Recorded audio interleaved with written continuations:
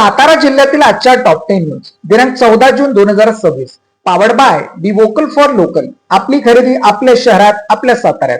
Plot खरेदीच्या नावाखाली सागर दिलीप भुजबळ राहणार अंगापूर वंदन तालुका सातारा या हवालदाराकडून एकाची 18 लाखांची फसवणूक. प्लॉट खरेदी करून मोठा नफा मिळवून देण्याचे आमिष दाखवत 18 लाख रुपयांची फसवणूक केल्याप्रकरणी सातारा पोलीस मुख्यालयात करत असलेल्या एका पोलीस हवालदाराविरुद्ध सातारा तालुका पोलीस ठाण्यात गुन्हा दाखल करण्यात आला आहे.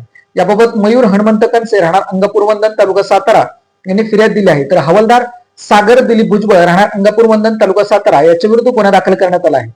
या प्रकरणात पोलीस अधीक्षक निखिल पिंगळे यांनी असा धाडा घालून द्यावा की यापुढे कोणताही पोलीस अधिकारी कर्मचारी असे कृत्य पुन्हा करण्यास बजावणार नाही. प्रत्येक शासकीय विभागातील वरिष्ठ अधिकाऱ्यांनी योग्य वेळी खबरदारी घेतल्यास कोणीही चुकीचे कृत्य करण्यास बजावणार नाही. त्यांची लापरवाही, दुर्लक्ष करणे, पाठीबंधने यामुळेच कर्मचारी अधिकारी चुकीचे कृत्य करत आहेत. बदली होऊनही टेबलचा मोह सुटेना. पोलीस अधीक्षकांच्या आदेशाला हरताळ.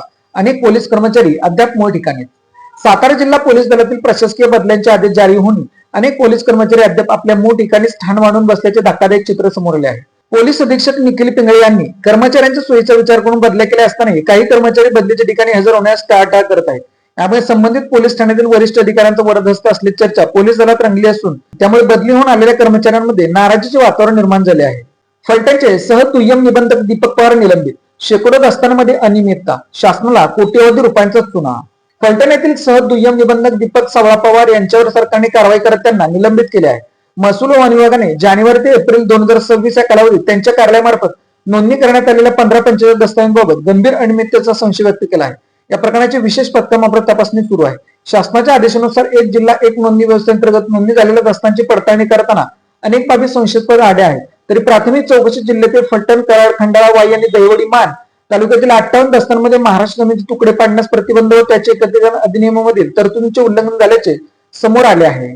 धरणातील पाणी पिण्यासाठी, सिंचनासाठी उपसाबंदी लागू. संभाव्य जलसंकटामुळे राज्य सरकारचा निर्णय, तात्काळ अंमलबजावणी सुरू. राज्यात अल निनोमुळे पावसात घट होण्याची शक्यता हवामान विभागाने दिलेले संकेत या पार्श्वभूमीवर राज्यातील सर्व धरणातील पाणी पिण्यासाठी राखून ठेवले असून सिंचनासाठी पाणी उपसाबंद लागू केले आहे. याबाबतचा आदेश जलसंपदा विभागाचे प्रधान सचिव एकनाथ डाके यांनी शनिवारी दिले. त्यामुळे उपलब्ध पाणी नागरिकांनी काटकसरीने वापरावे असे आवाहन सरकारने केले आहे. जलसंपदा विभागाने राज्यातील सिंचनाच्या पाणी उपशावर बंदी घातली आहे. पिण्याच्या पाण्यास सर्वोच्च प्राधान्य दिले आहे. या आदेशात तत्काळ मोजणी करण्याचे आदेश आहेत. 31 ऑगस्ट पर्यंत आदेश लागू असून दर आठवड्यास अहवाल दाखल करण्यात येणार आहे. 31 ऑक्टोबर पर्यंत राज्यातील शहरी व ग्रामीण भागात अखंड पाणी पुरवठ्याचे नियोजन करण्यासाठी जिल्हाधिकारी, विभागीय आयुक्त, महानगरपालिका व स्थानिक स्वराज्य संस्था तातडीने उपाययोजना करण्याचे आदेश दिले आहेत. पोलीस, महसूल, जलसंपदा संयुक्त पथक धरणांसह नद्यांमधील बेकायदेशीर पाणी उपसा रोखण्यासाठी विशेष मोहीम राबवणार आहेत. बेकायदेशीर पाणी उपसा रोखण्यासाठी पोलीस, जलसंपदा, महसूल विभागाचे संयुक्त स्थापन करण्यात येणार आहे. या पथकामार्फत गस्त घालण्यात येणार असून बेकायदेशीर पाणी वापरणाऱ्यास कठोर कारवाई केली जाणार आहे. पेट्रोल पंपावर उद्योग व्यावसायिकांचे पेट्रोल डिझेल बंद. कन्झ्युमर पंपाद्वारेच मिळणार इंधन. उद्योग क्षेत्रासमोर नवे संकट. 200 लिटर डिझेलमध्ये कंपनी कशी चालवायची असा सवाल. केंद्रीय पेट्रोल आणि नैसर्गिक वायू मंत्रालयाने जारी केलेल्या अधिसूचनेमुळे सातारा उद्योग क्षेत्रात खळबळ उडाली आहे. औद्योगिक व्यावसायिक आणि संस्था असलेल्या मोठ्या ग्राहकांना सार्वजनिक पेट्रोल पंपावरून पेट्रोल किंवा डिझेल खरेदी करता येणार नाही. त्यांना केवळ स्वतःच्या कन्झ्युमर पंपाद्वारे इंधन उपलब्ध करून दिले जाणार आहे. केंद्र सरकारच्या निर्णयामुळे उद्योग क्षेत्रासमोर मोठे संकट निर्माण झाले असून त्याचा गंभीर परिणाम या क्षेत्रावर होण्याची दाट शक्यता आहे. 200 लिटर मर्यादा आणि व्यावसायिक वापरासाठी अधिकृत डीलरकडून खरेदी करण्याचे बंधन घातल्याने औद्योगिक खर्चात मोठी वाढ होणार आहे. त्यामुळे औद्योगिक क्षेत्रातून विविध प्रतिक्रिया उमटत आहेत. अवघ्या 200 लिटर डिझेल मिळणार असल्याने कंपनी कशी चालवायची असा सवाल केला जात आहे. त्यामुळे अनेक कामगार हे बेरोजगार होणार असून या निर्णयामुळे अनेक कंपनी बंद पडण्याची शक्यता व्यक्त केली जात आहे. मोठ्या प्रमाणात इंधन साठवण क्षमता नसलेल्या लहान उद्योगांना मोठ्या कंपनीची स्पर्धा करणे कठीण होते. केंद्र सरकारने काढलेल्या आदेशामुळे अनेक लघु व मध्यम उद्योगांकडे स्वतःचे कन्झ्युमर पंप नाहीत.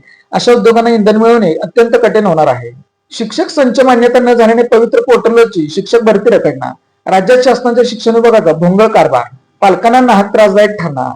शासनाने पवित्र पोर्टलवर शिक्षक भरतीसाठी नोंदणी करण्याची मुदत 15 जून ठेवण्यात आली आहे. मात्र जिल्हा परिषद शिक्षण विभाग आणि शिक्षण उपसंचालक कोल्हापूर आणि उच्च माध्यमिक संलग्न कनिष्ठ महाविद्यालय आणि वरिष्ठ महाविद्यालय संलग्न कनिष्ठ महाविद्यालयांच्या संच मान्यता अद्याप पेंडिंग ठेवल्या आहेत. संच मान्यता होत नाही तोपर्यंत मावक कार्यालयाकडून रोस्टर बिंदूंवरील तपासणी होणार नाही. त्यामुळे शिक्षक भरती प्रक्रिया अडकणार आहे. शासनाने संच मान्यतेच्या बाबत योग्य आणि प्रचलित पद्धतीने निर्णय घ्यावा, अन्यथा शिक्षण सर्व शिक्षण संघटना एकजूट होऊन चालू शिक्षण वर्षाच्या सुरुवातीपासून शैक्षणिक कामकाज बंद करतील. होणाऱ्या नुकसानात शासन जबाबदार राहील असा इशारा कनिष्ठ सातारा जिल्हा महाविद्यालयीन शिक्षक संघटनेचे अध्यक्ष डॉक्टर विलास खंडायत व सचिव प्राचार्य सचिव गोविंद वाघ यांनी दिला आहे. लोकांचा स्पष्ट विरोध तरीही घरोघरी स्मार्ट मीटरची सक्ती. महाराष्ट्रात नेमके चाललंय तरी काय? जनतेच्या मताला, भीतीला आणि आक्षेपांना काहीच किंमत उरली नाही का असा सवाल. राज्यात अनेक ठिकाणी नागरिकांनी लेखी अर्ज देऊन स्मार्ट मीटरला विरोध दर्शवला. काही ठिकाणी आंदोलने झाली, मशाल मोर्चे निघाले, ग्रामस्थांनी ठराव मंजूर केले, तरीही महावितरणने कंत्राटी कंपन्या लोकांच्या इच्छेला करूचे टोपले दाखवत मीटर बसवत आहेत. यावरून एक प्रश्न उभा राहतो, हे लोकशाहीचे राज्य आहे की हिटलरशाही? जनतेला विश्वासात न घेता, शंका दूर न करता, चर्चा न करता जर निर्णय लोकांवर लादले जात असतील तर त्याला लोकहिताचं शासन म्हणायचे हुकुमशाही. आज स्मार्ट मीटरबाबत प्रश्न विचारण्याचा दुर्लक्ष केले जात आहे. उद्या कोणताही निर्णय जनतेच्या हितासाठी म्हणून थेट घरात बसून लादला जाईल याचा विचार जनतेने करणे आवश्यक आहे. 1 ऑगस्ट पासून महिला व ज्येष्ठांसाठी एसटी प्रवासासाठी स्मार्ट कार्ड बंधनकारक आहे. महाराष्ट्र राज्य मार्ग परिवहन महामंडळाच्या एसटी प्रवासी सेवांमध्ये अधिक पारदर्शकता, सुलभता आणि डिजिटल व्यवहारांना चालना देण्यासाठी 1 ऑगस्ट 2026 पासून ज्येष्ठ नागरिक, महिला, अमृत ज्येष्ठ नागरिक प्रवाशांसाठी स्मार्ट कार्ड बंधनकारक करण्यात येणार आहे, अशी माहिती परिवहन मंत्री प्रताप सरनाईक यांनी दिली. या निर्णयाच्या पार्श्वभूमीवर राज्यभरात स्मार्ट कार्ड नोंदणी आणि वितरण प्रक्रियेला वेग आला असून आज अखेर सुमारे 51 लाख नागरिकांनी स्मार्ट कार्डसाठी नोंदणी केली आहे. यापैकी सुमारे 25 लाख कार्ड कार्यान्वित करण्यात आली आहेत. उर्वरित लाभार्थ्यांसाठी कार्ड हे लवकरच सुरू करण्यात आल्याचे सांगण्यात आले. शाहूपुरी पोलिसांकडून घरफोडीचा अवघ्या 8 दिवसात छडा, 10 लाखांचे सोन्याचे दागिने जप्त. शाहूपुरी पोलीस स्टेशनच्या गुन्हे ब्रिगेड शाखेने घरफोडीच्या गुन्ह्याचा अवघ्या काही दिवसात छडा लावत चोरीस गेलेले 10 लाख रुपये किमतीचे सोन्याचे दागिने हस्तगत करण्यात उल्लेखनीय यश मिळवले आहे. या प्रकरणी 3 संशयित आरोपींना ताब्यात घेण्यात आले असून त्यांच्याकडून चोरीस गेलेला संपूर्ण मुद्देमाल जप्त करण्यात आला आहे. वाटर पोलिसांकडून चोरीचे 25 मोबाईल हस्तगत. गेल्या काही दिवसांपासून मोबाईल गमावण्याच्या वाढत्या घटनांच्या पार्श्वभूमीवर वाटर पोलिसांनी मोहीम राबवून 6,15,000 रुपये किमतीचे 25 मोबाईल हस्तगत करण्यात यश मिळवले आहे. हस्तगत केलेले मोबाईल मूल मालकांना परत देण्यात आले आहेत. Made in Satara bags. Satara शहरातील महिलांनी बनवलेल्या उत्तम प्रकारच्या बॅग. संपर्क 9594 415 115. सातारा जिल्ह्यातील अशाच विश्लेषणात्मक बातम्यांसाठी जिल्हा सातारा या न्यूज चॅनलच्या सर्व सोशल मीडिया प्लॅटफॉर्मला फॉलो करा. व्हिडिओ लाईक करा, व्हिडिओ हाईप करा, व्हिडिओवर कमेंट करा आणि व्हिडिओ जास्तीत जास्त लोकांपर्यंत शेअर करा.